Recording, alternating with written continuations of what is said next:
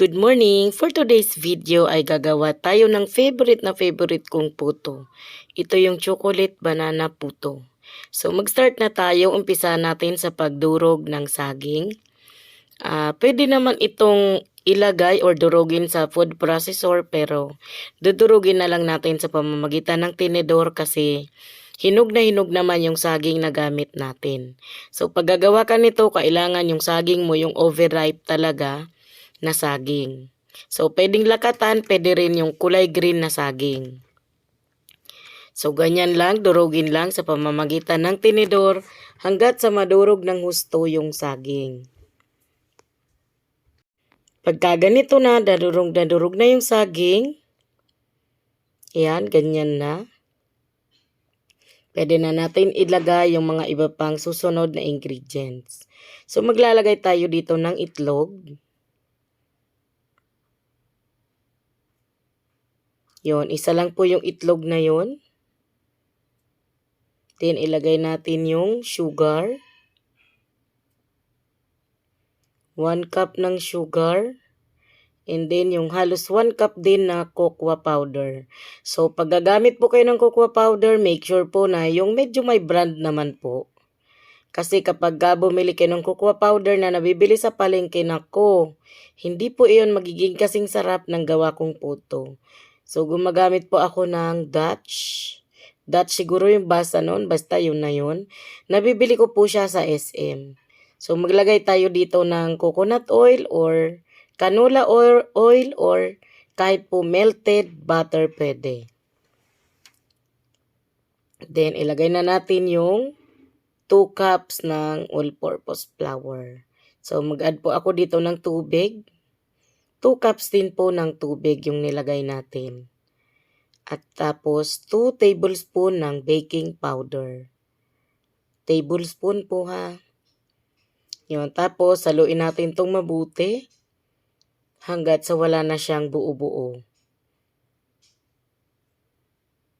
So sinasala ko po yung mga puto pero this time hindi natin sasasalain kasi may saging po yan. So kaya aayusin na lang natin yung pagkaka-mix natin ng ating mga ingredients para walang buo-buo na flour. Ayan.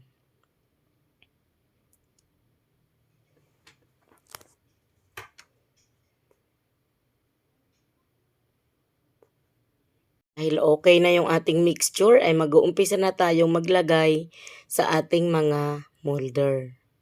So, ito pong puto molder kung gamit ay silicone. Nabibili lang din naman po ito sa Lazada or pwede rin sa Shopee. So, wag natin masyadong kapunuin para may chance pa na umalsa at hindi siya umapaw. So, ang gamit ko nga po palang steamer ay improvise lang. Yan po yung steamer ng rice cooker tapos ilalagay ko lang sa kaserola. So, pag gagawa po tayo ng puto, kailangan po ay ibalot natin yung takip sa tela. Yung takip ng steamer. Tapos, medyo luhit lang. So, ito po ay 10 minutes ko pong in-steam. And after 10 minutes, ito na po yung naging resulta. Ayan, napakaganda at napakasarap po talaga ng ganitong flavor ng puto. Kaya, itry nyo din po ito. At ito nga po palang ginagawa natin ay pwede pong pang negosyo. Pwede nyo po itong pagkakitaan. Pwede rin naman pong pang merienda ng pamilya at pwede rin pambaon sa school ng mga anak nyo. Ayan o, napaka-perfect po ng gawa nating mga puto. At talagang nakangiti pa siya, nag-crack pa yung ibabaw niya. 'Di ba? So, ayan. So, sa mga gusto po mag-try, i-follow nyo lang po yung procedure kung paano ko po siya ginawa. Sa totoo lang po, napakadali lang naman po talaga na gumawa ng puto. Talagang kailangan lang, titingnan mo lang kung ano yung procedure ng recipe na sinusundan mo.